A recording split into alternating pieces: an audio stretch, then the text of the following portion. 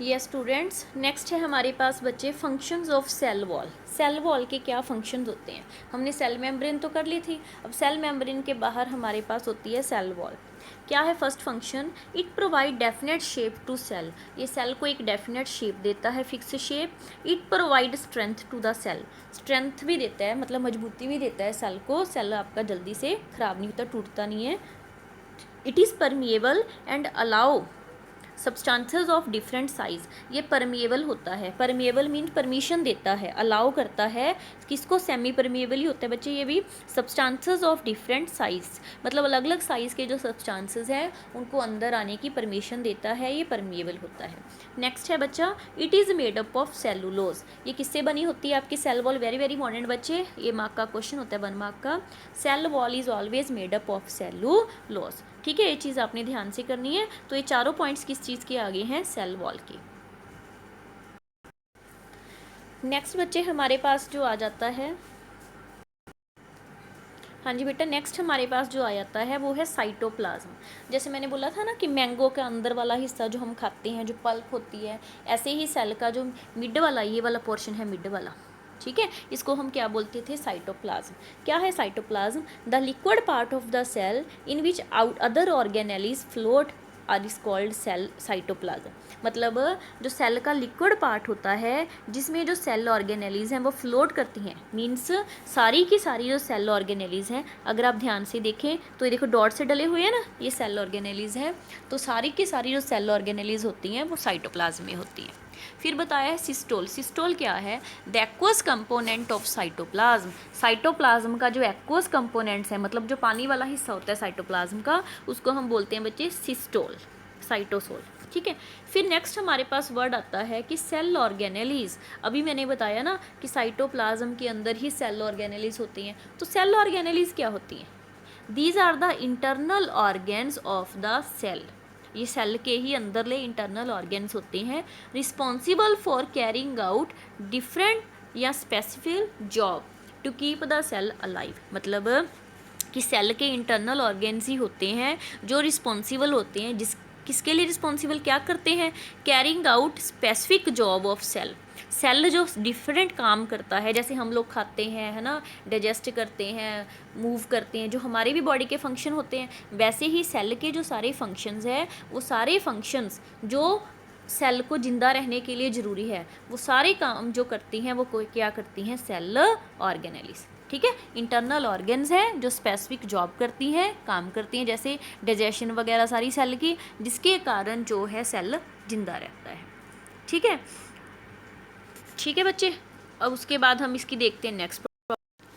हाँ जी बच्चे, एक पॉइंट छूट गया था, देखो सेल वॉल मैंने बता दिया आपको। सेल वॉल अभी बताया ना मैंने सेल वॉल के बारे में, कि जो सेल वॉल होती है वो क्या थी, क्या काम थे। अब होती क्या है मेनली, ये थोड़ा सा ये भी चीज़ देख लो। सेल वॉल क्या है, it is outer most covering of the plant cell. अब ये तो मैंने बता दिया कि ये परमिएबल होती है सेल वॉल, जो स्ट्रेंथ देती है, मजबूती देती है सेल को शेप देती है। ये होती क्या है असल में, outer most covering of plant cell. जो प्लांट सेल है, ये देखो बाहर वाली, जो सबसे बाहर वाली जो कवरिंग होती है प्लांट सेल की, उसको हम बोलते हैं cell wall. It is absent in animal cell, very very important बच्चे। सेल वॉल जो है वो सिर्फ प्लांट सेल में होती है, एनिमल सेल्स में सेल वॉल क्या होती है, एबसेंट।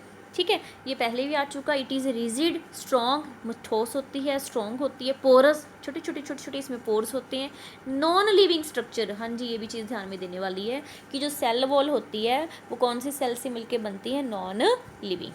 ये पॉइंट मैं पहले बता चुकी हूँ। It is made up of cellulose. जो सेल वॉल है बच्चे वो किस चीज़ से मिलके बनती है, सेलुलोज से। Last, the cell wall of two cells joined by a layer lamellae. मतलब ये देखो, अभी एक सेल है, दूसरा सेल है, तीसरा सेल है, ये सेल वॉल आपस में ज्वाइन की हुई है, यहाँ पे ये ज्वाइन की है। जिस चीज़ से ज्वाइन करते हैं उसको हम क्या बोल देते हैं, लैमिले। समझ आ गया। तो अलग अलग सेल्स की जो सेल वॉल आपस में ज्वाइन करती हैं वो किसकी हेल्प से ज्वाइन करती हैं बच्चे, लैमेले की हेल्प से।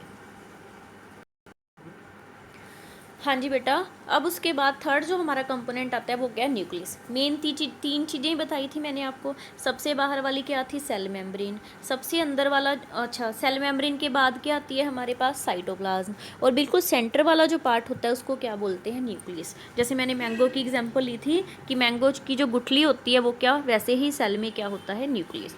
तो वेरी वेरी इंपॉर्टेंट, सबसे पहले लर्न होना चाहिए, nucleus is called headquarter of the cell. सारे सेल का हेडक्वार्टर यही है, क्या क्या मूवमेंट होनी है, क्या सेल ने काम करने हैं, सब जो चीज़ें वो कंट्रोल क्या करता है, आपका न्यूक्लियस। तो ये ध्यान से करना है, 1 मार्क का क्वेश्चन आता होता है कि who is the headquarter of cell. तो कौन है बच्चे हेडक्वार्टर ऑफ सेल, न्यूक्लियस। अब देखते हैं कि न्यूक्लियस के काम क्या क्या होते हैं। फर्स्ट क्या है बच्चे न्यूक्लियस का काम, it direct and control the cellular activities. मतलब सेल के अंदर जो भी एक्टिविटीज़ होती हैं उनको डायरेक्ट भी यही करता है। डायरेक्ट मीन्स कि अब ये काम होना चाहिए, अब ये काम नहीं होना चाहिए, ऐसे होना चाहिए।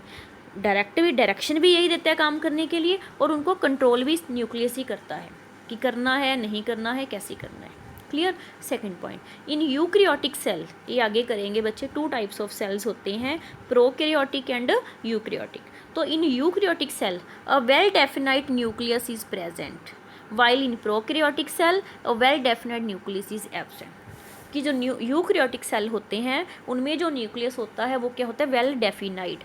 पर जो प्रोकैरियोटिक सेल्स होते हैं उनका न्यूक्लियस वेल डेफिनाइट नहीं होता। अब वेल डेफिनाइट का मतलब क्या है कि जैसे हमारी गुठली है, जब आप गुठली को निकालते हो, तोड़ते हो, तो गुठली के अंदर भी एक छोटी सी गुठली मिलती है ना। तो दैट मीन जो आपको गुठली दिखाई देती है वो आउटर कवरिंग होती है गुठली की। ऐसे ही जो न्यूक्लियस है, न्यूक्लियस की भी अगर आउटर कवरिंग होती है प्रॉपर, वो कौन से सेल्स में होती है, यूक्रियोटिक में, और उसको हम बोल देते हैं वेल डेफिनाइट न्यूक्लियस। पर जो प्रोकैरियोटिक न्यूक्लियस होता है उसमें कोई आउटर कवरिंग नहीं होती, हल्का सा वैसे खिलरा सा मटेरियल ही होता है, उसके बाहर कोई भी कवरिंग नहीं होती। Clear. Next, it has A double layered covering called nuclear membrane. अभी बताया ना मैंने कि यूक्रियोटिक में कवरिंग होती है वेल डेफिनाइट, वो डेफिनाइट जो कवरिंग होती है उसको क्या बोलते हैं, न्यूक्लियर मेम्ब्रेन। और कितनी लेयर्ड होती हैं, डबल लेयर। ये मतलब आपका न्यूक्लियस आ गया, न्यूक्लियस के बाहर डबल लेयर कवरिंग होती है जिसको हम क्या बोल देते हैं, न्यूक्लियर मेम्ब्रेन। नेक्स्ट पॉइंट क्या है, न्यूक्लियर मेम्ब्रेन हैज़ पोर्स। जो न्यूक्लियर मेम्ब्रेन है उसमें छोटे छोटे छोटे छेद होते हैं, पोर्स होते हैं, विच regulate the movement of material in और आउट ऑफ न्यूक्लियस। ये पोर का काम क्या करते हैं, ये रेगुलेट करते हैं, मतलब कंट्रोल करते हैं किसको, मटेरियल्स को, इन और out of the nucleus. Nucleus के अंदर आने वाले मटेरियल को भी कंट्रोल करते हैं, न्यूक्लियस से बाहर जाने वाले मटेरियल को भी कंट्रोल करते हैं। ये देखो दिखाया ना सर्कल में ग्रीन, ये क्या है बच्चे, हमारे पास न्यूक्लियस है। ठीक है, तो न्यूक्लियस को ये कंट्रोल करते हैं पोर्स छोटे छोटे, कि कौन सा मटेरियल न्यूक्लियस के अंदर आएगा और कौन सा न्यूक्लियस के बाहर जाएगा।